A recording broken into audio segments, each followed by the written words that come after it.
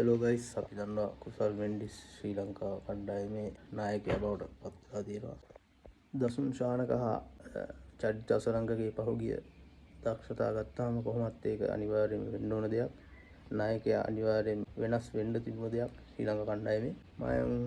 මම හිතුව විදිහට මම හිතුවේ මම නායකත්වය දුන්නා නම් මම දෙන්නේ කමිදු මෙන්ඩිස් වගේ කෙනෙක්ට. හැබැයි කමිදු මෙන්ඩිස් යා ටෙස්ට් T20 වල සාර්ථක වුණාට යා වන් ඩේ වල තවම සාර්ථක වෙලා නැහැ. හරි ආකාරයකට බෑ ඔහු උපනායකයා විදිහෙන් නම් කරලා තිබෙනවා. මම හිතන්නේ ඒක හොඳ දෙයක්. ඔව් ඇත්තටම කණ්ඩායමින් හොඳ මොලයක් තියෙන, හොඳ පැටර්න් එකක් තියෙන, හොඳ පිතිකරුවෙක්, හොඳ ක්‍රීඩකයෙක්. ඒ තමයි කුසල් මෙන්ඩිස් ගත්තාම ඇත්තටම ඔහුට තමයි ඇත්තටම හැබැයි යන්න ඕනේ. මම හිතන්නේ ඔහු පහුගිය කාලේ හොඳට ලකුණු අතර හිටියා.